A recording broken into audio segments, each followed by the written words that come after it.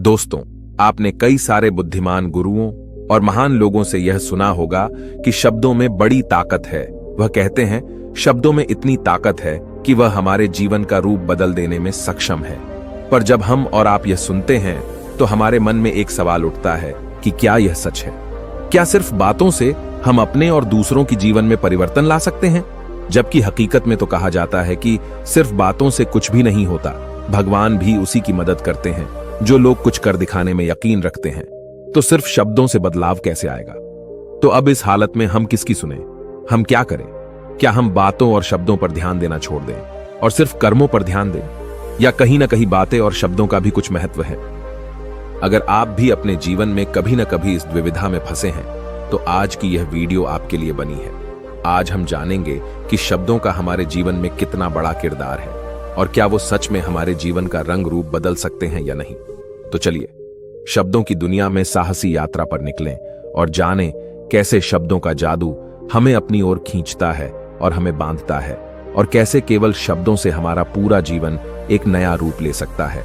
क्योंकि हमारी बातें एक इंसान को बना भी सकती हैं और बिगाड़ भी सकती हैं। दोस्तों, लेकिन कहानी शुरू करने से पहले मेरी एक छोटी सी रिक्वेस्ट है आपसे, कृपया इस वीडियो को लाइक कर दे। आपका ये लाइक हमें प्रोत्साहन देता है। तो चलिए आज हम यही बातें एक कहानी के माध्यम से समझते हैं। दोस्तों, एक नगर में एक महान बौद्ध भिक्षु रहा करते थे। वह बहुत ज्ञानी थे और बहुत ही शांत स्वभाव के थे, और उनकी यह बात ही उनकी विशेषता भी थी। एक बार की बात है, बौद्ध भिक्षु नगर वासियों को उपदेश दे रहे थे। बौद्ध भिक्षु कह रहे थे कि शब्दों में जीवन बदलने की शक्ति होती है। अपने शब्दों से जीवन बदलो। हम जो भी शब्द अपने लिए या दूसरों के लिए कहते हैं या जो भी बातें करते हैं उस पे हमें ध्यान देना चाहिए। इतना कहकर बौद्ध भिक्षु ने अपना उपदेश समाप्त किया और वहां से चले गए।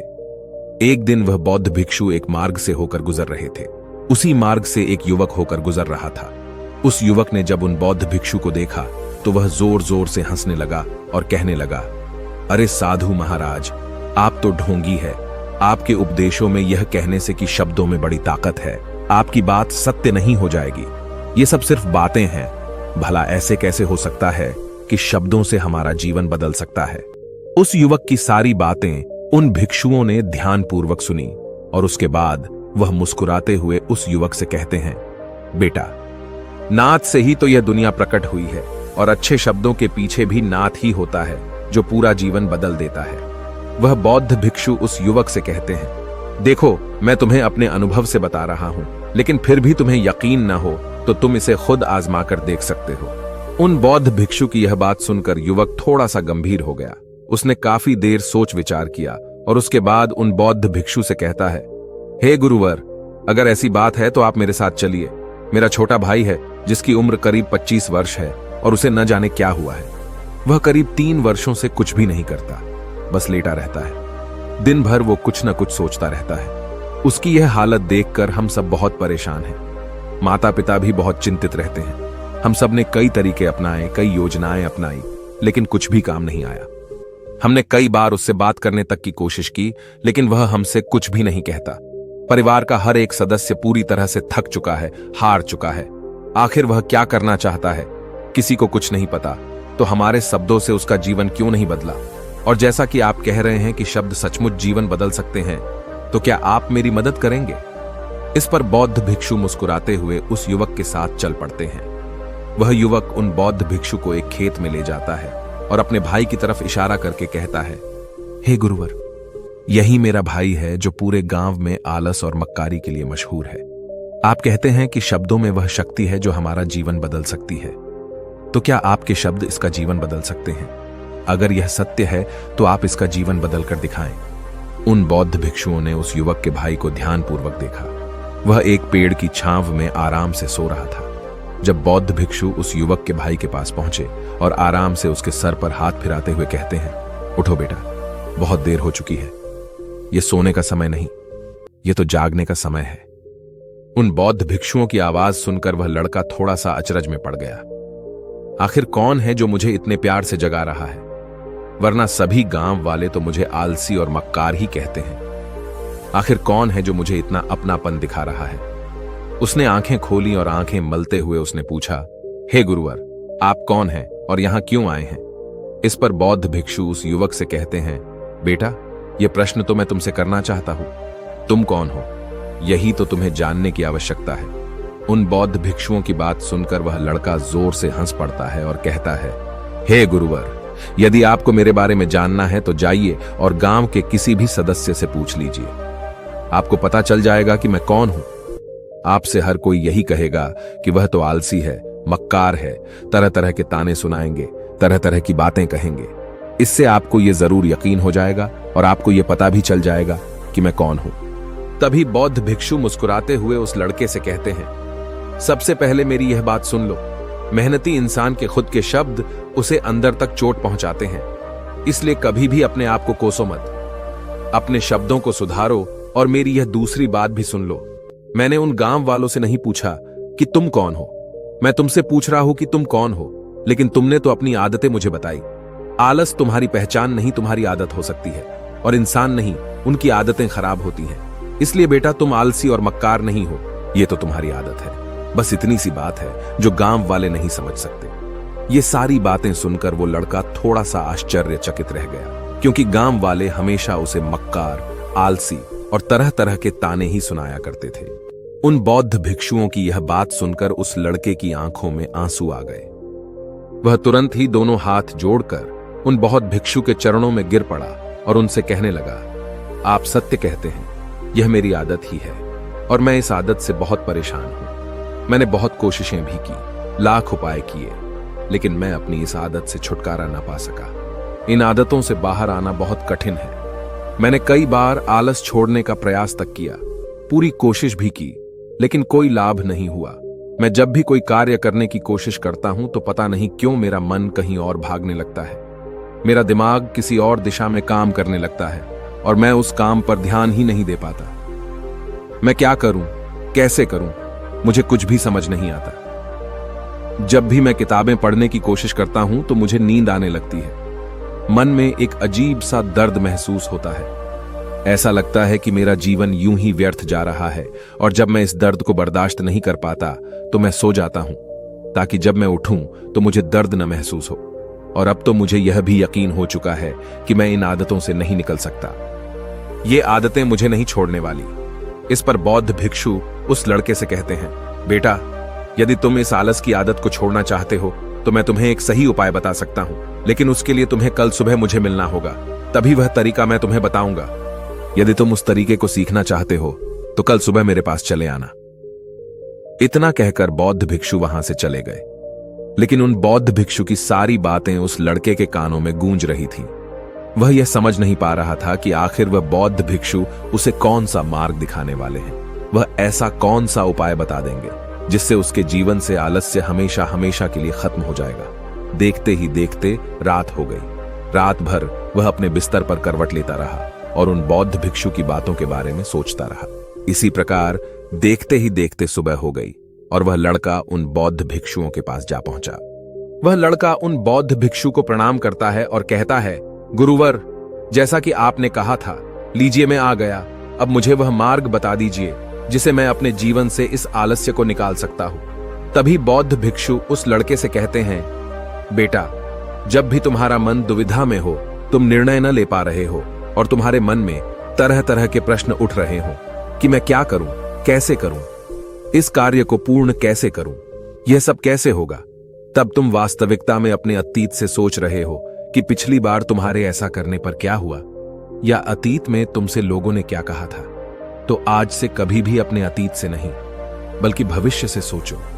इस पर लड़का कहता है, भविष्य से, वह भला कैसे? तभी बौद्ध भिक्षु उस लड़के से कहते हैं, मान लो कि तुम्हें आज किसी भी चीज की कमी नहीं है। तुम्हारे पास वो हर चीज है जो तुम चाहते हो, वह सारी सुख सुविधाएं हैं। तो अब बताओ, तुम अपना जीवन कैसे व्यतीत करना चाहोगी? उन बौद्ध भिक्षु की यह बात सुनकर वह लड़का कुछ देर के लिए सोच में पड़ गया, क्योंकि आज तक उसने सभी गांव वालों के केवल ताने ही सुने थे। किसी ने भी आज तक उसके जीवन के बारे में उससे ऐसी बात नहीं की थी, और वह गुरुवर उसे आने वाले भविष्य के बारे में उससे बातें कर रहे थे। उन बौद्ध भिक्षु की यह बात सुनकर वह लड़का खुद से प्रश्न करने लग गया कि अगर मेरे पास सब कुछ होगा, धन की कोई कमी नहीं होगी और सारी सुख सुविधाएं होंगी, तो मैं अपना जीवन कैसे व्यतीत करूंगा? कुछ देर सोच विचार करने के बाद वह उन बौद्ध भिक्षु से कहता है, गुरुवर, मैं यह दुनिया घूमना चाहूंगा, पहाड़ों पर चढ़ना चाहूंगा, समुद्र की रेत पर चलना चाहूंगा और मैं एक बहुत बड़ा व्यापारी बनना चाहूंगा। तभी अचानक उस लड़के का ध्यान टूट गया और वह उन बौद्ध भिक्षु से कहता है, परंतु हे गुरुवर, यह सब कैसे संभव होगा? केवल मेरी मात्र सोच लेने से तो यह सब पूरा नहीं होने वाला। उसके ऐसा कहते ही उसके अतीत में बीती हुई सारी घटनाएं उसकी आंखों के सामने से गुजरने लगी और वह एक बार फिर से निराश होने लगा। और अब वह यह सोचने लगा कि मेरे पास तो पैसे ही नहीं है, तो मैं भला व्यापार कैसे कर सकता हूं? न ही मेरे पास व्यापार का कोई अनुभव है। ऐसी स्थिति में मैं भला यहां से कैसे निकल सकता हूं? उस लड़के के इस प्रश्न का जवाब देते हुए वह बौद्ध भिक्षु उस लड़के से कहते हैं, भंते, हर रात में सोने से पहले तुम हर दिन अपना लक्ष्य एक कागज पर लिखो और सुबह उठकर सबसे पहले उस लक्ष्य को देखो और सोचो कि उस लक्ष्य को पाने के लिए तुम आज क्या कर सकते हो, और जो भी तुमने उस कागज पर लिखा होगा उस कार्य को उसी दिन पूरा करने की हर मुमकिन कोशिश करो। इस पर वह लड़का कहता है, ठीक है, आप सच कह रहे हैं, लेकिन जब मैं बहुत सोचने लगता हूं तो मेरा मन बेचैन होने लगता है और मन में तरह तरह के विचार उठने लगते हैं और इन विचारों को शांत करने के लिए मैं सो जाता हूं ताकि वह विचार मुझे परेशान न कर पाए। उस लड़के की इस समस्या का समाधान करते हुए वह बौद्ध भिक्षु उस लड़के से कहते हैं, बेटा, अंतर्मन की चाल को पकड़ो और शब्दों की मदद से नया भविष्य बनाओ। तभी लड़का कहता है, हे गुरुवर, आप क्या कहना चाहते हैं? मैं आपकी बात समझ नहीं पा रहा। इस पर बौद्ध भिक्षु मुस्कुराते हुए कहते हैं, बेटा, कैसे होगा? यह जो सवाल है, यह सवाल नहीं बल्कि एक डर है जो तुम्हारे अंतर्मन में बैठा हुआ है, जो तुम्हें अगला कदम लेने से रोक रहा है, तुम्हें कदम आगे बढ़ाने से रोक रहा है। यदि तुम वास्तविकता देखो तो किसी को भी नहीं पता होता कि वह कार्य कैसे होगा, लेकिन एक इंसान जब दृढ़ निश्चय कर लेता है तो वह अपने उद्देश्य को सामने रखकर लगातार प्रयास करता रहता है और वह अपनी सफलता प्राप्त कर ही लेता है। तभी वो लड़का उन बौद्ध भिक्षु से कहता है कि हे गुरुवर, अगर ऐसी बात है तो मन में बार बार चिंता क्यों होती है? मन बार बार बेचैन क्यों हो उठता है? इस पर बौद्ध भिक्षु कहते हैं, बेटा, क्योंकि तुम्हें डर है कि तुम कमजोर हो। तुम्हारे अंतर्मन में बैठा है कि तुम में कुछ कमी है, तुम किसी काम के नहीं हो, और यही कारण है कि तुम कोशिश करने से डरते हो, क्योंकि तुम्हारा अंतर्मन हमेशा तुम्हें रोकता रहता है। जब भी तो कोई कार्य शुरू करना चाहते हो, तुम्हारा मन तुमसे पहले कह देता है, इससे आगे मत बढ़ना, अन्यथा तुम हार जाओगे, और इसी कारण तुम्हें चिंता होने लगती है, तुम्हारा मन बेचैन होने लगता है। तभी वो लड़का कहता है, गुरुदेव, आपने जो कुछ भी कहा वो बिल्कुल सत्य है, लेकिन अब आप ही मुझे बताइए कि मैं इस परेशानी से बाहर कैसे निकलूं? इसका जवाब देते हुए वो बौद्ध भिक्षु उस लड़के से कहते हैं, बेटा, इस समस्या का समाधान बहुत ही आसान और सरल है। तुमने देखा होगा कि अक्सर ही हम अपने आप को दोष देते रहते हैं, अपने आप को तरह तरह के अपशब्द कहते रहते हैं जो हमारे अंतर्मन में जाकर बैठ जाते हैं और वही हमें आगे बढ़ने से रोकते हैं। और इन शब्दों का हम पर बहुत गहरा प्रभाव भी पड़ता है, क्योंकि जैसा हम खुद से कहते हैं, जैसा हम पूरी भावनाओं के साथ सोचते हैं, हम वैसा ही बनते चले जाते हैं। इसलिए यदि तुम खुद को बदलना चाहते हो तो कि तुम भी काबिल बन सको, तो तुम्हें अपने अंतर्मन को नए संदेश देने की जरूरत है, जैसे कि मेरे शरीर का हर एक कण, हर एक हिस्सा, हर एक विचार शांति और ऊर्जा से भरा हुआ है। मैं दृढ़ संकल्प और आत्मविश्वास के साथ हर दिन के लक्ष्यों को पूरा करता हूं। मैं अपने कमजोरी को अभ्यास में बदलता हूं, चिंता को ध्यान में बदलता हूं। मैं उत्साह और ऊर्जा से भरा हुआ हूं, लगातार अपने लक्ष्यों पर काम करता हूं। ऐसे शब्द जब तुम खुद से कहोगे तो तुम शक्तिशाली महसूस करने लगोगे और तुम्हारी सारी चिंताएं खत्म होने लगेंगी, क्योंकि यही शब्दों की ताकत है। वह तुम वही बना देंगे जो तुम खुद से कहोगे। तुम जितनी भावना के साथ यह वाक्य बोलते हो, उसे महसूस करते हो, उतनी ही भावनाओं से यह शब्द तुम पर असर करना शुरू कर देंगे। धीरे धीरे यह शब्द तुम्हारे मन और व्यक्तित्व की सोच का हिस्सा बन जाएंगे। लेकिन मेरी एक बात याद रखना कि तुम्हारा अंतर्मन इतनी आसानी से हार नहीं मानने वाला। जब तुम आगे बढ़ोगे तो मौका मिलते ही वह तुम्हें पीछे खींचेगा। तुम्हारे अतीत के बीते हुए सारे कड़वे अनुभव तुम्हें याद दिलाएगा, ताकि तुम डर जाओ और एक बार फिर से अपने लक्ष्य का पीछा करना छोड़ दो। लेकिन तुम्हें इसकी चिंता नहीं करनी है। उन सकारात्मक शब्दों के कारण तुम्हारा मन सकारात्मक विचारों को स्वीकार करने लगेगा। आगे वह बौद्ध भिक्षु उस लड़के को चेतावनी देते हुए कहते हैं, मेरी एक बात और याद रखना कि तुम्हारा ध्यान आलस्य पर नहीं होना चाहिए, अर्थात तुम्हें कभी आलस नहीं मिटाना, बल्कि तुम्हें एक नए भविष्य का निर्माण करना है, एक नए व्यक्तित्व का निर्माण करना है। तुम्हारा पूरा ध्यान केवल इस पर ही होना चाहिए। उन बौद्ध भिक्षुओं की बात सुनकर लड़का कहता है, ठीक है गुरुवर, आप जैसा कहते हैं मैं वैसा ही करूंगा। तभी वह बौद्ध भिक्षु उस लड़के से कहते हैं, बेटा, अभी तो मैं इस गांव से जा रहा हूं, लेकिन कुछ सालों के बाद मैं वापस आऊंगा। इतना कहकर बौद्ध भिक्षु वहां से चले गए और वह लड़का अपने घर लौट गया। लेकिन अब उस लड़के के मन में तरह तरह के विचार चल रहे थे। वह लड़का यह सोच रहा था कि अगर मैं अपनी मनपसंद जिंदगी जीने लगूंगा, अगर मैं दुनिया घूमने लगा, नए लोगों से मिलने लगा और अपनी पसंद का काम करने लगा, तो मेरी जिंदगी कैसी होगी। उस बात को ध्यान करके उसने एक कागज पर अपना लक्ष्य लिखा और लिखकर सो गया। अगली सुबह जब उसकी आंखें खुलीं तो उसने उस पेपर पर लिखा हुआ लक्ष्य एक बार दोहराया। उसके बाद वह कुछ देर के लिए शांत हो गया। तभी उसे उन बौद्ध भिक्षु की बात याद आई कि तुम अपने लक्ष्य के लिए आज क्या कर सकते हो। उसने खुद से सवाल किया कि मैं आज अपने इस लक्ष्य को प्राप्त करने के लिए क्या कर सकता हूं। तभी उसे एक बार फिर से उस पेपर की तरफ ध्यान दिया। उस पेपर पर लिखा था कि मैं बाजार जाता हूं और लोग व्यापार करने की कौन सी चीजें, कौन से सामान लेकर आते हैं। मैं उन चीजों को देखता, उन चीजों को पता करता। वो पढ़ने के बाद तुरंत ही बाजार चला गया। वह अलग अलग दुकानों पर बैठा उन्हें देखा, लेकिन उसे कुछ समझ नहीं आ रहा था, क्योंकि लोग अलग अलग व्यापार कर रहे थे, अलग अलग तरह की चीजें और सामान ले रहे थे और किसी ने उसकी कोई मदद नहीं की। वह बहुत उदास हो गया और निराश होकर वापस घर लौट आया। तभी उस लड़के को उन बौद्ध भिक्षु की एक और बात याद आई। शब्दों में बहुत ताकत है और शब्द हमारा जीवन बदल सकते हैं। उसे वह सकारात्मक विचार याद आए। वह उन्हें सुबह शाम दोहराने लगा और अब से वह हर दिन ऐसा ही करता। देखते ही देखते 1 महीना बीत चुका था, लेकिन अब तक उसके जीवन में कोई बदलाव नहीं आया था। अब वह लड़का यह सोचकर निराश होने लगा था कि उसके जीवन में तो कुछ भी परिवर्तन नहीं हो रहा।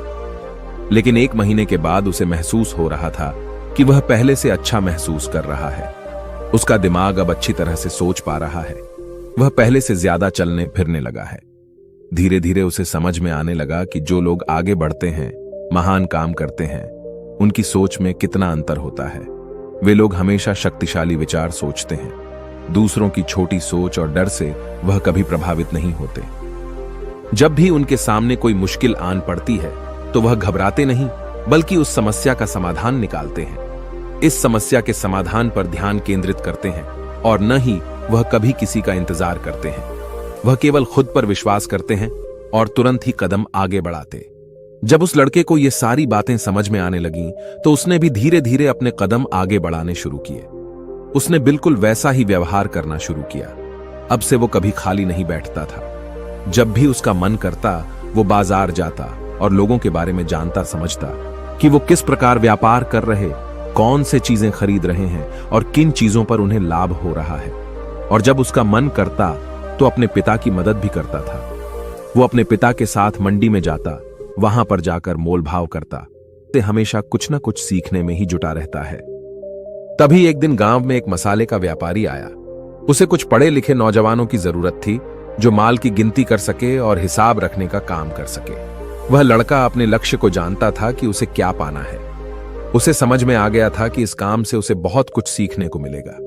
बेहिचक उस सेठ के पास पहुंच गया। वह जानता था कि उसे उस काम के बहुत कम पैसे मिलेंगे, लेकिन फिर भी वह उस काम को करने के लिए तैयार था। अब उस लड़के की सोच पूरी तरह से बदल चुकी थी। अब वह बाकी लोगों की तरह नहीं सोचता था। बहुत ईमानदार और समझदारी से काम करता था। देखते ही देखते करीब 3 महीने बीत गए और अब व्यापारी यह समझ चुका था कि नौजवान बहुत ही समझदार है और वह उसे व्यापार में बहुत मदद करता है। इसलिए उस मसाले के व्यापारी ने उस लड़के को अपना सहायक बना लिया। उस व्यापारी ने देखा कि इस लड़के की दिनचर्या सबसे अलग है। ये हर दिन पढ़ता है, लिखता है, सुबह उठकर ध्यान करता है, नई चीजें सीखता है।